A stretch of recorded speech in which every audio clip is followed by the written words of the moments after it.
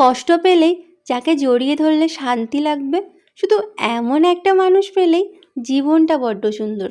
আমি বিশ্বাস করি যদি রাখার মানুষ রাখতে জানে, তবে দিন শেষে থাকার মানুষগুলো থাকতে বাধ্য হবে।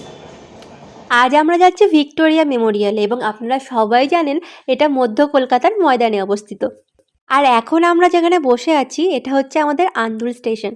আমি জানি কলকাতা এবং তার আশেপাশে থাকা প্রত্যেকটা মানুষের অন্ততপক্ষে 2 থেকে 3 বার ভিক্টোরিয়াতে যাওয়া হয়েই গেছে, তবে আমাদের এটাই ফার্স্ট টাইম। আমার ছেলে রাস্তায় বেরোলেই ওর চোখের সামনে যেই খাবারটাই আসবে সেটাই খেতে মন চায়। যদিও এই ঐতিহাসিক গুণটা সে তার বাবার থেকেই পেয়েছে। এই মুহূর্তে ছেলের বায়না হচ্ছে সে আইসক্রিম খাবে। মুখের কথা পড়েছে কি পড়েনি, ওই দেখুন দূরে তার বাবা আইসক্রিম নিয়ে ছুটতে ছুটতে আসছে। আসলে ছেলে মুখ ফুটে কিছু চাইলে বাবা নিজেকে আর একেবারেই স্থির রাখতে পারে না। জার্নি স্টার্ট দিতে পারলো না, খাওয়া স্টার্ট হয়ে গেছে।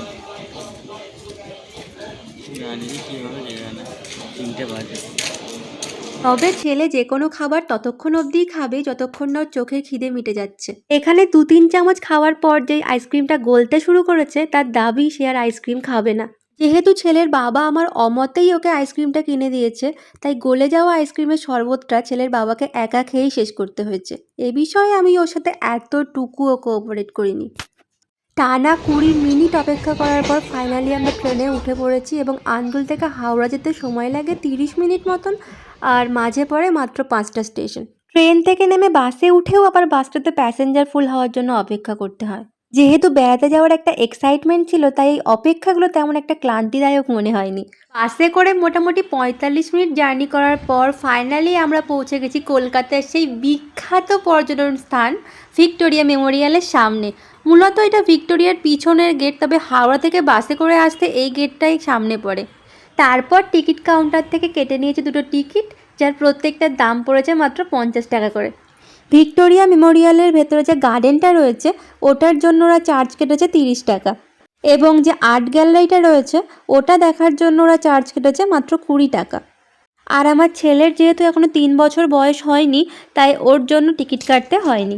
ভেতরে ঢোকার পরই এখানকার মেন স্পেশালিটি হচ্ছে এই নুড়ি পাথরের ওপর দিয়ে হাঁটা। আপনারা শুনতে পাচ্ছেন কিনা জানি না, দেখুন একটা সুন্দর শব্দ হচ্ছে। আর এই ব্যাপারটা কিন্তু আপনারা কলকাতার আর কোনো পর্যটন স্থানে পাবেন না। যদিও এর ওপর দিয়ে হাঁটতে আমার ছেলের খানিকটা কষ্টই হচ্ছিল, তবুও ঠিক আছে, সব রকম এক্সপিরিয়েন্স লাইফে থাকা ভালো। আর একটা বিষয় হচ্ছে, আপনারা ঢোকার পরই টিকিটটা প্লিজ কেউ ছিঁড়ে ফেলবেন না। ভেতরে মিউজিয়ামে ঢোকার সময়ও ওই সেম টিকিটই শো করতে হয়। ভিক্টোরিয়া মেমোরিয়ালের ইতিহাস ঘেঁটে জানতে পেরেছি 1901 সালে কুইন ভিক্টোরিয়া দেহত্যাগ করেন, এবং তার মৃত্যুর পর তার স্মৃতিসৌধ হিসাবে 1906 সালে এই ভিক্টোরিয়া মেমোরিয়াল তৈরির কাজ শুরু হয়, এবং 1912 সালে এটার কাজ শেষ হয়। অবশেষে 1921 সালে এই ভিক্টোরিয়া মেমোরিয়াল সাধারণ মানুষের জন্য খুলে দেওয়া হয়। এই ভিক্টোরিয়া মেমোরিয়াল লাগোয়া আপনারা যে বিশাল গার্ডেনটা দেখতে পেলেন, এটা 64 একর জায়গার ওপর তৈরি। এখন আমরা যে গেট দিয়ে ঢুকতে চলেছি সেটা আসলে এখানকার এক্সিট গেট। গেটের মুখে দাঁড়িয়ে থাকা সিকিউরিটি থেকে জানতে পারি এন্ট্রি গেটটা নাকি আরও সামনের দিকে অনেকটা হেঁটে গেলে তারপর পড়বে। যেহেতু আমরা পিছনের দরজা দিয়েই ঢুকেছি, তাই এটাই আমাদের সামনে পড়েছে। যাই হোক, সিকিউরিটি দাদা তাড়া খেয়ে প্রায় 100 জনের পিছনে লাইন দিয়ে আমরা ফাইনালি পৌঁছে গেছি ভিক্টোরিয়া মেমোরিয়ালের ভিতরে সেই মিউজিয়ামে। এই হোয়াইট মার্বেলের বিশাল আর্কিটেকচারটি তৈরি করেছিলেন লর্ড কার্জন। ভিক্টোরিয়া মেমোরিয়ালের বাইরেটা দেখতে যত সুন্দর, ভেতরটা কিন্তু তার চেয়ে কোনো অংশে কম নয়। এই মিউজিয়ামে সংরক্ষণ করা হয়েছে ব্রিটিশদের ইউজ করা তখনকার দিনের নানান রকম জিনিসপত্র। তখনকার দিনে ভিক্টোরিয়া মেমোরিয়াল দেখতে কেমন ছিল এবং তখনকার আর্টিস্টদের আঁকা নানান রকম পেন্টিং আপনারা এখানে এলে দেখতে পাবেন। ভিক্টোরিয়া মেমোরিয়ালের এই আর্কিটেকচারটি ডিজাইন করেছিলেন উইলিয়াম এমারসন। এই বিল্ডিংটি তৈরি করা হয়েছিল হোয়াইট মাকরানা মার্বেল দিয়ে, এবং 184 ফিট এই উঁচু বিল্ডিংটিকে নিঃসন্দেহে কলকাতার গর্ব বলাই যায়। আজকাল কলকাতায় এসেছে অথচ ভিক্টোরিয়া মেমোরিয়াল যাবে না এমন কোনো মানুষ দেখাই যায় না। আপনারা সোমবার বাদ দিয়ে সপ্তাহের যে কোনো দিন সকাল 10টা থেকে সন্ধ্যে 6টার মধ্যে ভিক্টোরিয়া মেমোরিয়াল ভিজিট করতে পারেন, এবং অবশ্যই ন্যাশনাল হলিডেতেও ভিক্টোরিয়া মেমোরিয়াল বন্ধ থাকে। আপনারা এখন যা স্ট্যাচু দেখছেন ইনি সেই কুইন ভিক্টোরিয়া। একটা মজার বিষয় কি জানেন, এনার পায়ের কাছে দাঁড়িয়ে একটা সেলফি তোলার জন্য আমাদের পাক্কা 15 মিনিট অপেক্ষা করতে হয়েছে, এত ভিড় ছিল। আমি গুগল করে জানতে পেরেছি প্রতি বছর প্রায় 50 লক্ষেরও বেশি মানুষ নাকি এই ভিক্টোরিয়া মেমোরিয়াল ভিজিট করতে আসে। আমি শুনেছি শীতকালে নাকি এখানে সবথেকে বেশি ভিড় হয়। শুধু পশ্চিমবঙ্গেরই নন, গোটা পৃথিবীর বিভিন্ন প্রান্ত থেকে মানুষ এই ভিক্টোরিয়া মেমোরিয়াল দেখতে ছুটে আসে। যদিও আমরা গিয়েছিলাম গ্রীষ্মের একদম পচা গরমে, যখন আপনি ছাতা ছাড়া রাস্তায় 30 মিনিট হাঁটলেই পুরো একদম তান্দুরি হয়ে যাবেন। তা সত্ত্বেও আমরা ভিড়ের কোনো তারতম্য পাইনি। সিঁড়ি দিয়ে ওপরে উঠে আসার পর আপনারা দেখতে পাবেন ইন্ডিয়ানদের জন্য কলকাতা গ্যালারি, এবং সেখান থেকে আপনারা আমাদের ভারতীয় বীরদের সম্পর্কে অনেক অজানা তথ্য জানতে পারবেন। এবং এখান থেকে আপনারা জানতে পারবেন ভারতীয় যোদ্ধারা কিভাবে ব্রিটিশদের বিরুদ্ধে লড়াই করেছিল। এই কলকাতা গ্যালারিতে ঢুকতেই গেটের ডান দিকে আপনারা দেখতে পাবেন একটা বিশাল মিরর, এবং তার সামনে দাঁড়িয়ে 5 সেকেন্ড ওয়েট করলেই আপনি আপনার ভেতরে রিভলিউশনারি স্পিড দেখতে পাবেন। তাই দেরি না করে আমিও লাইনে দাঁড়িয়ে পড়েছি, এবং ওদের ক্যালকুলেশন অনুযায়ী আমার ভেতরে রিভলিউশনারি স্পিরিট হচ্ছে প্রীতিলতা ওয়াদ্দেদার, এবং আমাদের দাসবাবুর রিভলিউশনারি স্পিরিট হচ্ছে বটুকেশ্বর দত্ত। এই ব্যালকনিতে দাঁড়িয়ে জাস্ট 2-3টে ফটো ক্লিক করার জন্য আমাদের প্রায় 50-60 জনের পিছনে লাইন দিতে হয়েছে। তারপর মিউজিয়াম থেকে বেরিয়ে এসে ঝিলের পাশে একটা বেঞ্চে বসে কিছুক্ষণ টাইম স্পেন্ড করেছি এবং তুলেছি কিছু ফটো।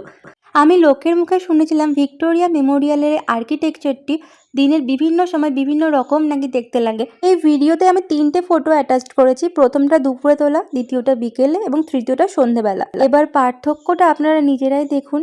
সন্ধেবেলা হঠাৎ ঝড় বৃষ্টি শুরু হয়ে যাওয়ায় আমরা ভিক্টোরিয়ার সামনে আটকে পড়েছিলাম এবং আশ্রয় নিয়েছিলাম ওখানকার একটা ফুচকা স্টলের ঠিক পিছনে। বৃষ্টির মধ্যে ফুচকার দোকানের পিছনে দাঁড়াবো আর ফুচকা খাবো না, এটা তো হতে পারে না, তাই না? ভাগ্যগুণে ওখানে বসার জন্য আমরা দুটো চেয়ারও পেয়ে গিয়েছিলাম। তারপর কিনে নিয়েছিলাম দুজনের জন্য 2 প্লেট দই ফুচকা। বাকি রেজাল্ট তো আপনাদের সামনেই। আমরা 3জনই ফুচকা খেতে খুব ভালোবাসি, আর বৃষ্টি দেখতে দেখতে ফুচকা খেতে একটু বেশিই ভালো লাগছিল। তারপর ফুচকা খেয়ে পেট না ভরাই আমরা ভিক্টোরিয়ার ঠিক পাশেই একটা রেস্টুরেন্টে ঢুকে পড়েছিলাম, যার নাম সাইমা রেস্টুরেন্ট। তারপর আমরা অর্ডার করেছিলাম 2টো রুমালি রুটি, 2টো তন্দুরি নান, একটা মশালা কুলচা, 1 প্লেট কাবাব, একটা চিকেন কষা এবং 1 প্লেট চিলি চিকেন। খাবারের এই লম্বা লিস্ট শুনে আমাদেরকে আবার কেউ প্লিজ রাক্ষস ভেবে নেবেন না। আমরা দুজনই খেতে অনেক ভালোবাসি, আর আমরা ঠিক ততক্ষণ অবধি খাই যতক্ষণ না খাবারটা আমাদের গলা অবধি উঠে আসছে। এখানে খেতে গিয়ে আমার খুব বড় একটা ভুল ভেঙে গেছে। আমি আগে ভাবতাম আমার ছেলে হাত দিয়ে খেতে পারে না, আমার ছেলে ঝাল খেতে পারে না, আমার ছেলে চিবিয়ে খেতে পারে না। এই কারণে আমরা রাস্তায় বেরোলেই ওর জন্য একটা বড় খাবারের ব্যাগ ক্যারি করি, এবং যাতে ও বাড়িতে যে সমস্ত কিছু খায় সেগুলো সব থাকে। আপনারা অনেকেই হয়তো জানেন ভিক্টোরিয়া মেমোরিয়ালের ভেতরে খাবার দাবার অ্যালাউ করে না। এটা নিয়ে আমরা দুজনেই খুব চাপে ছিলাম। তবে ভেতরে যাওয়ার পর দেখতে পেয়েছিলাম সবাই যে যার মতন খাবার এনে খাচ্ছে। যাই হোক, আপনারা যদি এই সাইমা রেস্টুরেন্টে কখনও আসেন তাহলে এখানকার চিলি চিকেন আপনারা অবশ্যই ট্রাই করবেন। এটা খেতে জাস্ট দারুণ।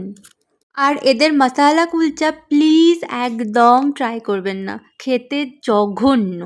আর চিকেন কষা তো ভুল করেও অর্ডার করবেন না। জানি না কার কার ভালো লাগে, তবে আমার একেবারেই ভালো লাগেনি। আমার কেন জানি বারবার মনে হচ্ছিল চিকেনগুলো বাসি, একদম ফ্রেশ নয়। যাই হোক, এই ছিল আজকের ভিডিওটি শেষ অবধি দেখার জন্য ধন্যবাদ।